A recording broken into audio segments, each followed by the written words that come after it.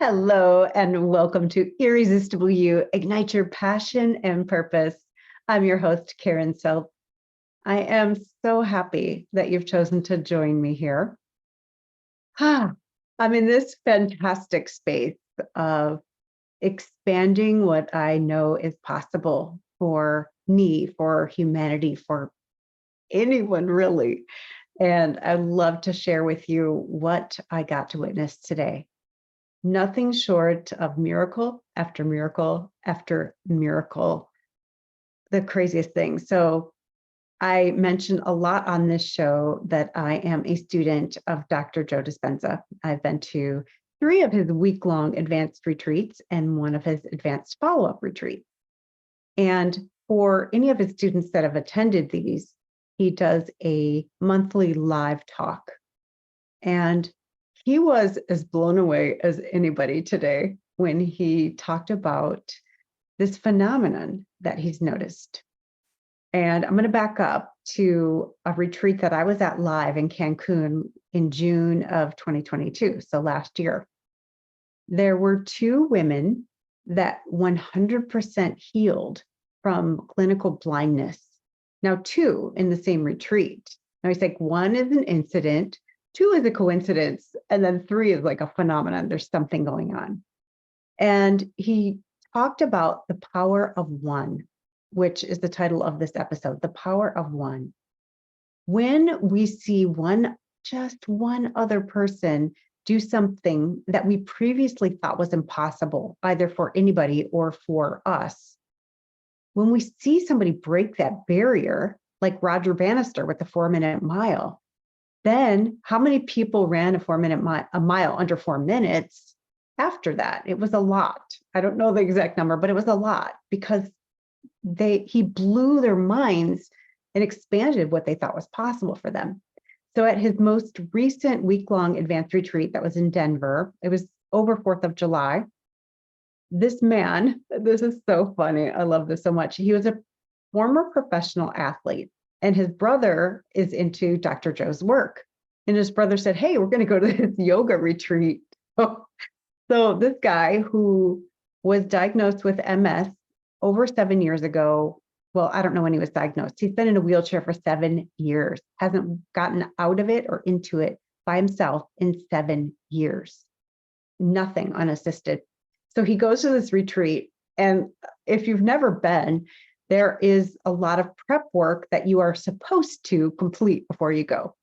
And it's like 24 hours of lecture and meditation. So you get a base underneath you. So he doesn't have to start at the bottom. He could start up here and then just shoot you up. So this guy, of course, hadn't done this work because he didn't know where he was going. My guess is that he wouldn't have gone. So his brother knows him well. In his very first meditation, he had energy moving through his body and he knew something was up. I don't remember for sure if it was that day or the next day, but he got out of his wheelchair for the first time on his own.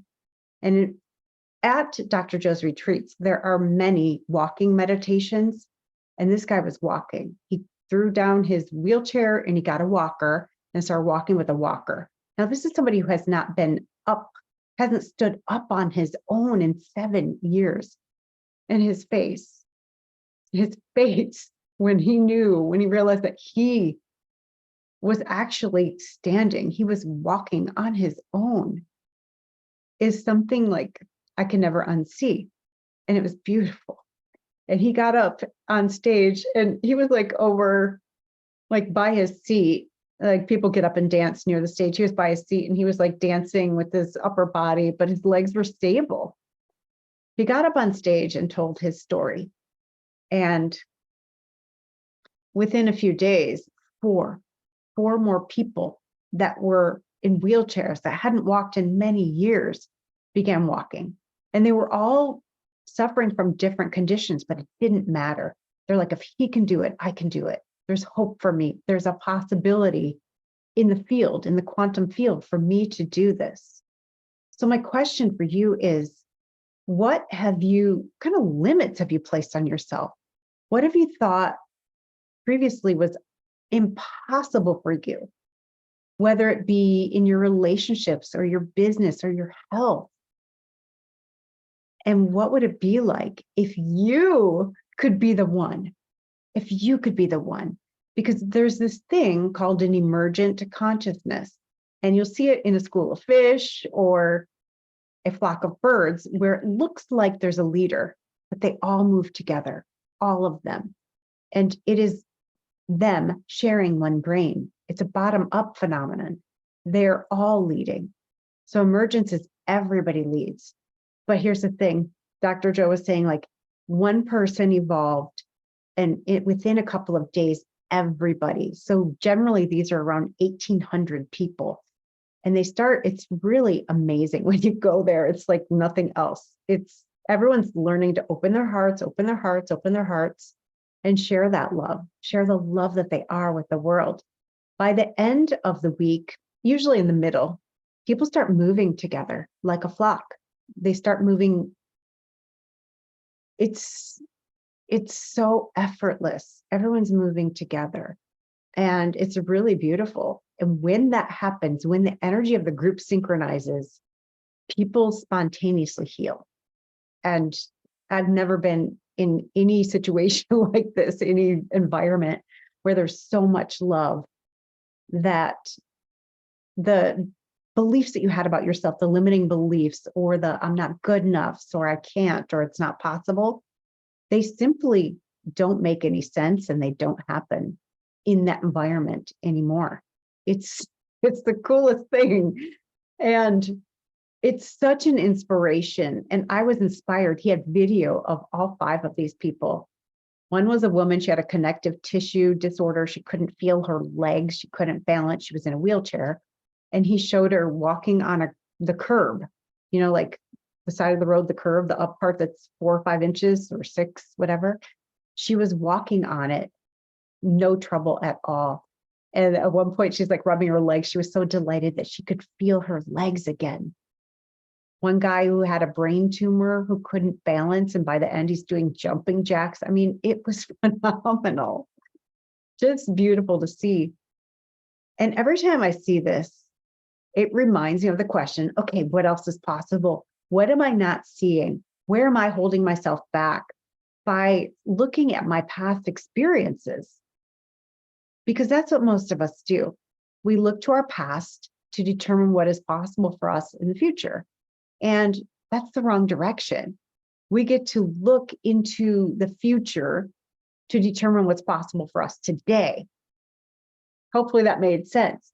So when we are consciously creating, this is what my future looks like. Thank you so much. Thank you so much for my healing. Thank you so much for my wealth. Thank you so much for my health, my abundance, my beautiful relationships, the love I have for myself, whatever it is that you want. When you are grateful for it in advance, things go in motion in the quantum and they start to materialize. And energy knows no bounds. I've said this before. So what are you focusing on? When you focus on your heart energy, and in the beginning, if you're not used to opening your heart and thinking loving thoughts, especially about yourself, I mean, it's very common for people to have negative self-talk and not even be aware of it. But when you have a heart filled with love, and here's how I explain to practice for people that are new to it, is imagine somebody that's really easy to love. Maybe it's a friend, maybe it's a child, maybe it's your pet, whoever it is for you that's so easy to love. There's no baggage. And I believe we all have a couple people like that. And if you don't, how about a pet or a newborn baby? I mean, it could be whatever ignites that feeling and just starts to spark it in your heart. And you think about that person or that pet, and you put them in your heart, like imagine in your mind, putting them in your heart and holding them there and allowing your love for them to grow in a way that you know they're going to feel it. And then from there, once you're like so filled with love, usually when I do this, I would start to smile or giggle. And I like to be playful with it. Then you can expand it out to yourself, to the people that are close to you, your family, your friends. And then what happens, it's like a snowball at the top of the hill.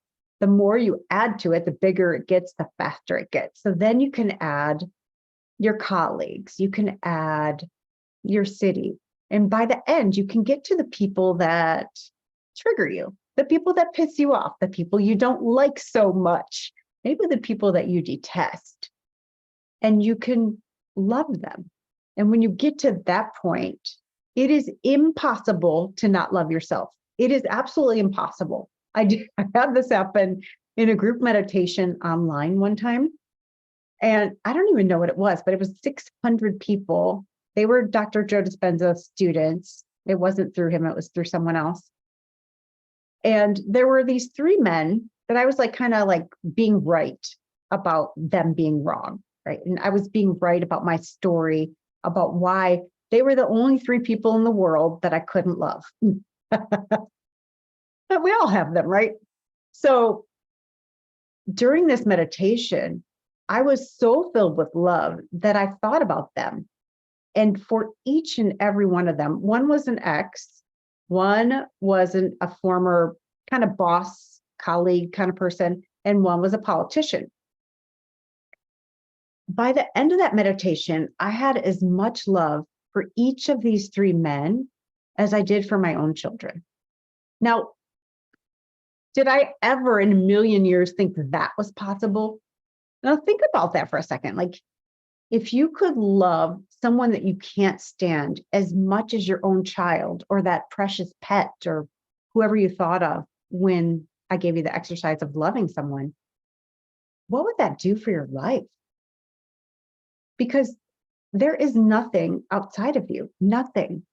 When you are, throwing those anger or hate darts at someone else, it is you. They're coming back on you. It doesn't feel good. Maybe for a moment, to be right, you get this rush of chemicals, or to be whatever it is that your racket or your con is, you feel something, a rush of chemicals, but it doesn't last. You're always on the hook. So when you can love even the people that you don't feel are lovable, or you feel like they are beyond the scope of your capacity to love, imagine how much love you would have for yourself. It's like, you think about people like Gandhi or Mother Teresa, who were so loving in the world and such a force that they, I believe, saw everyone with innocence. They saw everybody as doing the best they could, and they loved everyone the same amount. Like, think about being able to do that. Now, that's a practice. I've been practicing it for many years, and I've taken on a daily practice where I do a couple of meditations. They're 5 minutes each. 5 minutes. Who doesn't have 5 minutes? Now, I do a couple of them in a row, but it's somewhere to start. And one, I love it. It's from The Way of Mastery. It's called 5 Minutes as Christ. And you can use whatever word you want. I know some people get triggered by that. But what would you do if you had all power under the sun given to you? If you could heal somebody with your touch or with a thought, if you could turn water into wine, if you could feed however many thousands of people, whatever, like, what would you do? Would you go into hospitals, into the child's ward, and heal all the children that have cancer? What would you do? Would you heal all the hearts of the soldiers that have PTSD? I mean, the list could go on and on. Would you comfort the political leaders and correct their thought? I mean, there's a zillion things, right? It's fun to play with. So I play with that. And when I first started doing it again, a lot of it was forgiving myself. It was me, is forgiving myself for my errors in thought, for thinking that anybody could ever victimize me, or for thinking I was right about anything, or for having judgment about people, or judgment about myself, or thinking I did something wrong. Playing small, like, there was a lot of forgiveness work that I've done with myself. And this is recent because the work never ends. It's not like, okay, I'm done. Okay, next. I mean, when that happens, like, I believe we don't need this body anymore. So I'm not there. And I'm willing to admit that. I have fun. I practice. The other exercise that's 5 minutes is, as you breathe in, you say in your head silently, I accept. And as you breathe out, it's the love of God. I accept the love of God. I accept the love of God.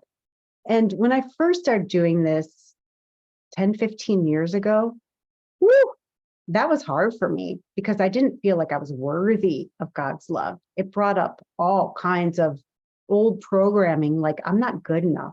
I am not good enough to be loved by God. But when I kept doing it, I'm like, okay, this is really uncomfortable. I don't like it. And I'm going to keep doing it. I'm just going to trust. There's something in me that is telling me to trust it. When I finally got it, that I was rejecting God's love. It was always, always, always there for me. I was the one saying, oh no, I'm not worthy of it. It was not God saying, you're not worthy of my love. That would never be possible. Never. So when I got it, that it was always there for me and that I was worthy of it. No matter what I've done, no matter what I haven't done, I'm always worthy of it. When I started accepting it, I was able to give it. I was able to give it to myself. For the very first time in my life, I was able to love myself and not need it from anybody else. I didn't need anyone else to love me. And anyone else's approval after that point did not matter as much because God loved me no matter what. And it was like this big light bulb. And my people pleasing started to turn around at that point. The way I treated myself, the way I allowed others to treat me, what I would stand for, what I would stand against, like everything changed. And it began to, it wasn't like, okay, boom, I'm different. It was like, oh, I noticed I've been creating this in my life. I noticed I've been allowing people to treat me this way. I noticed I've been trying to manipulate to get this love over here. Wonder what would happen if I didn't do that. And it wasn't, I'm still not perfect, duh. but there's a big difference in who I am today because of that one simple meditation. So I invite you to try it out. Try it for 30, 60 days. It's 5 minutes of your life. And if you want to do the other one, it's 10 minutes of your life. What else are you doing? Really, what else are you doing? How much of the time are you beating yourself up or thinking other people are doing something wrong or judging yourself or others, right? Like, so we get to start to be mindful about all that. I love it so much. Yeah. So I want you to really think about, who are you surrounding yourself with? What kinds of people are you around day to day? And how are they spending their time? Are they complaining? Are they, that reminds me of something hilarious. All right, I'm going to share it. So I went on a date this week, and the guy's a therapist, and he's older than I am. And he spent, I would say, the majority of the date talking about his ex-girlfriend. And they only dated like 6 months, but he talked about her most of the time and how she complained all the time, and he could not deal with complainers. But he proceeded to tell me everything that she did wrong in the relationship. And then, which is what? Complaining, right? So me, I'm just like trying not to laugh because it was so funny. And I'm going to move it around in a second, but stay with me. And then the other thing was, how do you deal with people that aren't self-aware? And I'm like, I almost died laughing, right? But then, I go deep inside. Like when things like this happen, that, I thought that was really funny. But here's the other thing that I know this, I cannot see anything outside of me. So where am I complaining? I get to look at it, right? Where am I complaining? Where am I thinking I'm better than other people because I don't do this or whatever? I'm self-aware and I'm holier than thou.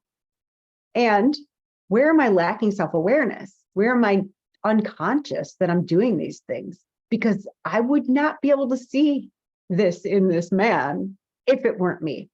It was still funny though. I chuckled most of the way home.